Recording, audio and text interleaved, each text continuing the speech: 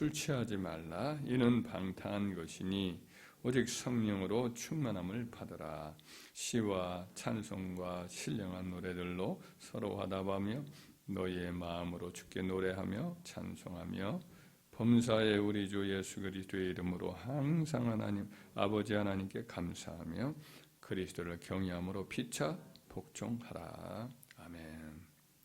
오늘 18절 말씀에 우리 성도들에게 사도가 주시는 권면이자 명령이 뭐냐면 술 취하지 말고 오직 성령의 충만함을 받아라 했습니다.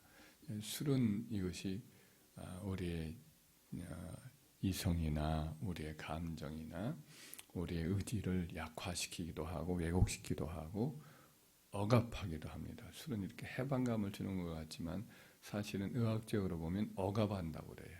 그래서 억압에서 사실은 이 우리의 어떤 자유로운 감정 이런 것들도 왜곡시키고 또 실질적으로 판단 능력 같은 경우도 무디게 만들고 신체적으로도 그렇죠. 그래 대신에 우리 사도는 뭐라고 말하냐면 성령의 세술로 취하라는 거지요. 세술이라 사도행전에 보면 저들이 세술에 취했다, 이상한 술에 취했다 이렇게 말하잖아요. 믿지 않는 사람들 입장에서 보면 성령에 취하면 성령으로 충만하게 되면 정신이 각성이 되고 판단이 분명해지고 감정도 더 민감하게 되고 정상적인 감정을 갖게 되고 의지도 더욱더 굳건하게 자기를 제어하게 되고 그래서 하나님의 뜻과 하나님 우리에게 주신 사명을 감당하게 만들고 또 이웃을 잘 섬기게 만들고 그래서 참으로 복된 그런 삶을 살게 합니다. 그래서 성령으로 충만함을 받아라 이렇게 말씀합니다. 성령도 충만함의 정도가 다르지요. 그래서 성령의 충만함을 우리는 받기를 사모해야 되고 성경은 이와 같이 성령을 기도하면 주신다. 구하라 그러면 주실 것이요 찾으라 그러면 찾을 것이요 두드리라 그러면 열릴 것이니 구하는 자가 얻을 것이요 찾는 자가 찾을 것이요 또 두드리마다 열릴 것이니라. 너희 가운데 누가 아들이 떡을 달라면 돌을 주고 또 생선을 달라면 뱀을 줄 자가 있겠느냐. 너희 가운데 악한 자일지라도 자식에게 좋은 것을 줄 줄 알거든 하물며 하늘에 계신 너희 아버지께서 구하는 자에게 성령을 주시지 않겠느냐. 이렇게 약속했어요. 그래서 성령을 우리가 받는 것, 성령으로 또 충만함을 받는 것은 하나님의 명령된 말씀이기도 하고 약속의 말씀이기도 하니까 우리는 구하는 것 중에 늘 성령을 구해야 되고 다른 사람들 믿지 않는 사람을 위해서는 우리가 기도할 때 예수를 믿게 달라는 말씀을 늘 기도하고 또 우리 믿는 사람에게는 어떻게 구해야겠어요? 성령의 충만함을 주옵소서라고 이렇게 기도해 주는 것이 가장 좋은 것을 주시는 것인 줄 믿습니다.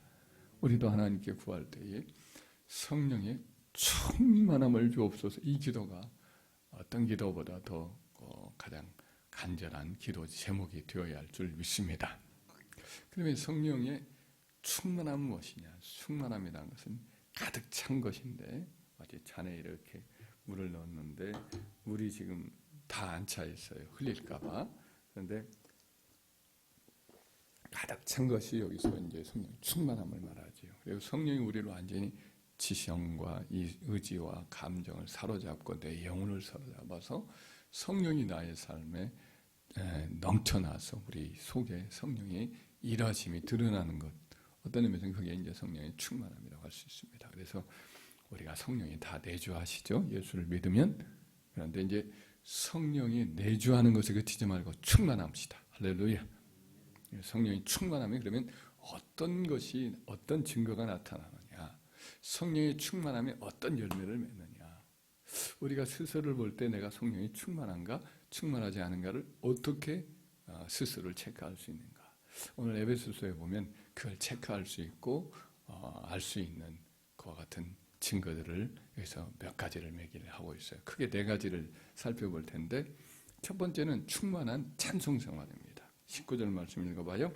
시와 찬송과 신령한 노래들로 서로 화답하며 너희의 마음으로 주께 노래하며 찬송하며.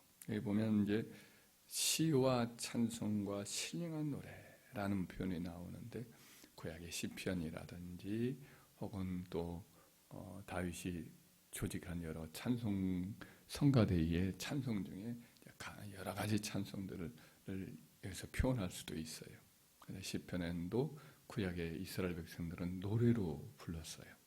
시편이 우리는 지금 글로 읽잖아요.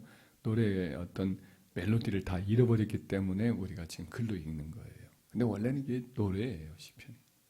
그러니까 참 그 긴 시편들도 있을 텐데 대체로 후렴구로 되어 있겠죠, 그죠?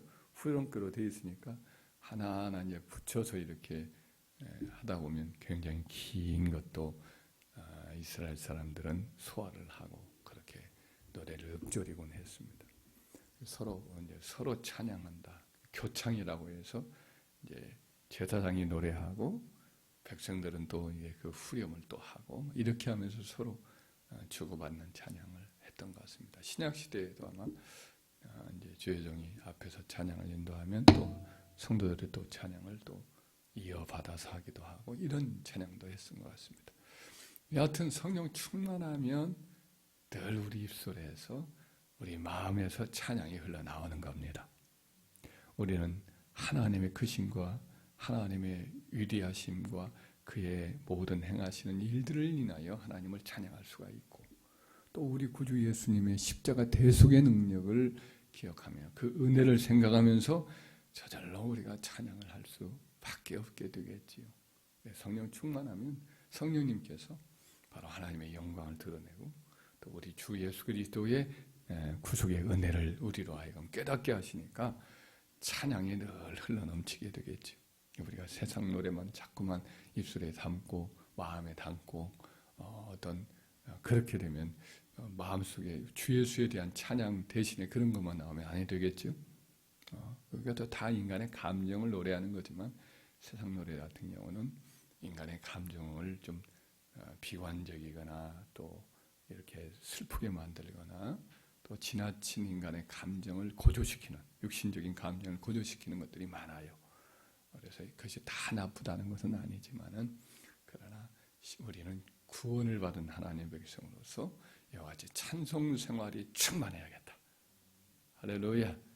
찬송 생활이 늘 충만하면 저절로 이렇게 복음성가나 성경의 찬송의 멜로디가 늘 흘러나오겠죠. 그걸 보면 내가 성령 충만한가 아닌가 이렇게 체크를 할 수 있겠죠. 또 한 가지가 뭐냐면 감사 생활입니다. 충만한 감사 생활. 20절 한번 읽어봐요. 범사의 우리 주 예수 그리스도의 이름으로 항상 아버지 하나님께 감사하며. 그러니까 무엇로 또 알 수 있느냐? 감사하느냐, 불평하느냐, 원망하느냐. 늘 무슨 일이든지 감사가 내 마음에 넘친다. 감사의 조건들을 깨닫는다. 그러면 이제 성령 충만한 거예요. 그러니까 지금 감사할 지금 상황이 아닌데 이상하게 감사가 나와요. 지금 막 사고가 났어요.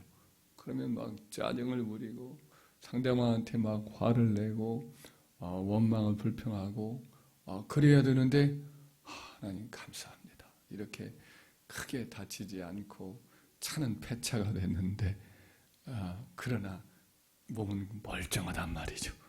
할렐루야. 그럼 감사가 나오는 거예요. 행복, 하나님이 나를 지켜주시구나. 천군 천사가 나를 보호해주고 병원에 입원해서 수술을 했어요. 근데 그냥 감사가 나와요. 제가 기억이 나는 게 작년에 수술을 했었잖아요. 근데 저를 위해서 너무 우리 성도님들이 기도를 많이 해주신 걸 느꼈습니다. 그래서 성도님들 생각할 때 감사가 나오고 몸은 막 그냥 춥고 아프고 괴로워서 막 자꾸 간호사님은 주사를 진통제를 놔줄 거라고 하는데도 그냥 아프긴 하는데 그 별로 안 좋을 것 같아서 괜찮다고 하는데 하여튼 늘 그 시간이 굉장히 힘든 시간이라고 해요. 회복실에 그런 것 같아요. 그래서 수술하면 안 되겠구나 느꼈는데 그렇게 감사가 나오는 거예요. 모든 사람에게 감사. 우리 새벽에 기도하는 우리 성도들 감사하고 모든 사람들 막 감사하고 우리 강치현 목사님도 그렇게 고맙고 저를 대신 또 이렇게 수고하는 것이 또 기억이 나고 감사하고 하여튼 우리 성도님들 정말 감사했어요.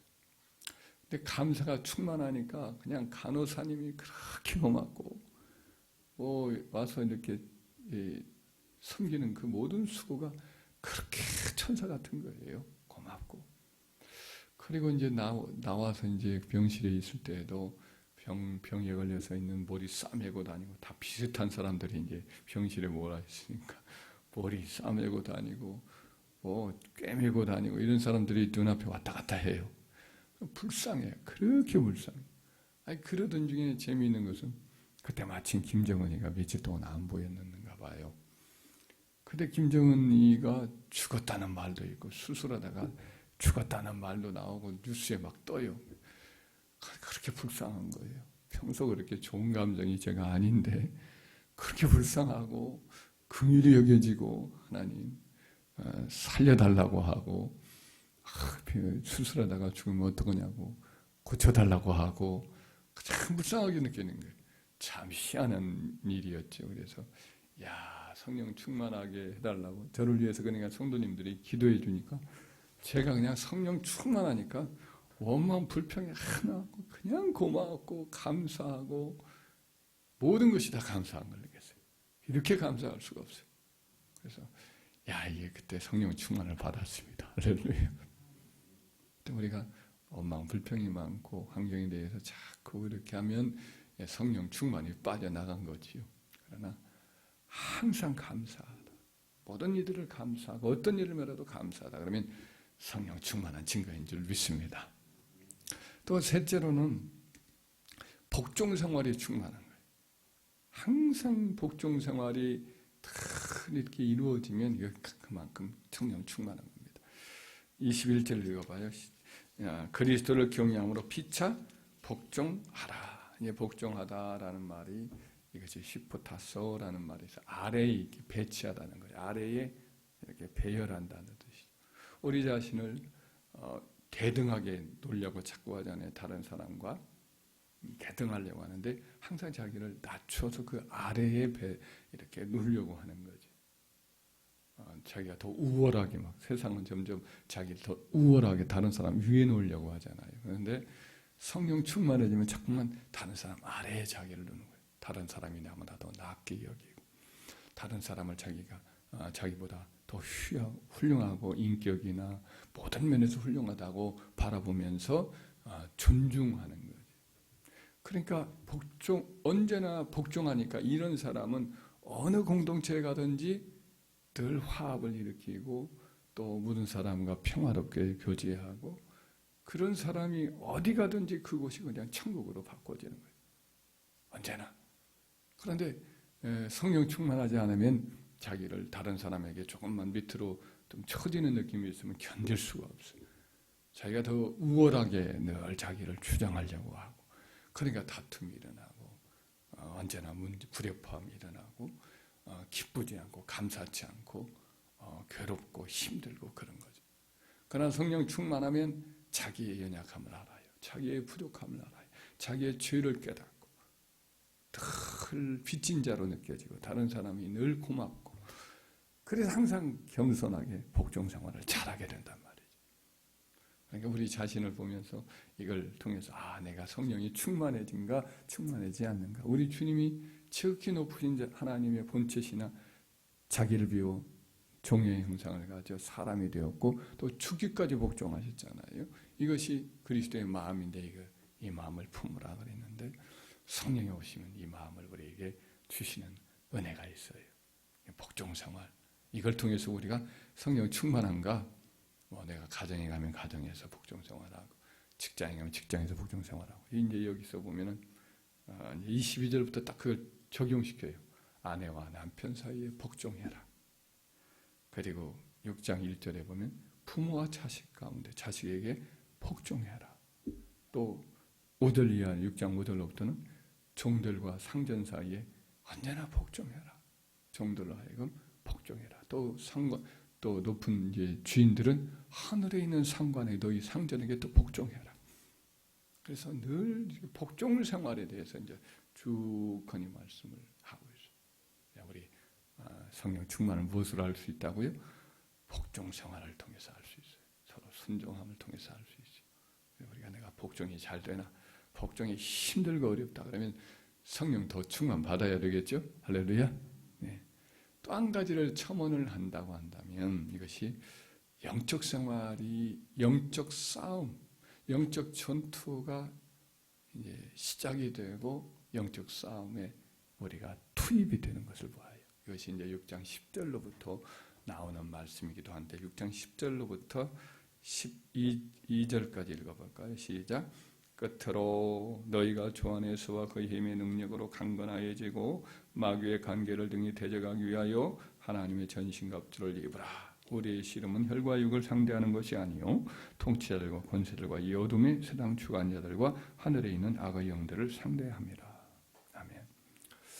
우리가 뭐 인격적으로나 우리 생활 속에 평소에는 찬송 생활의 충만함, 혹은 감사 생활의 충만함, 또 복종 생활의 충만함, 이것이 이제 인격적인 삶의 열매죠. 이것도 성령 충만의 귀한 열매이고 증거죠. 그런데 한 가지를 더 사도는 마지막에 얘기하기를 성령 충만해지면 영적 전쟁을 느끼게 되는 거죠.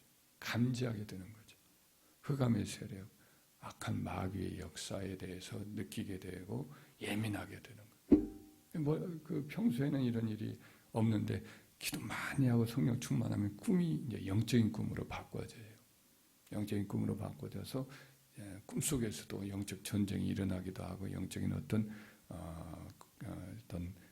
싸움들을 하게 되고, 그리고 더 나아가서 이제 우리 마음 속에 이제 우리 생활 속에 영적인 어떤 대적들과의 싸움이 강해지고 기도도 영적 전쟁의 기도로 조금씩 더 바꿔지는, 뭐 달라 하는 기도가 아니라 하나님의 나라와 하나님의 영광을 위한 거룩한 싸움을 위한 간절함이 있어요.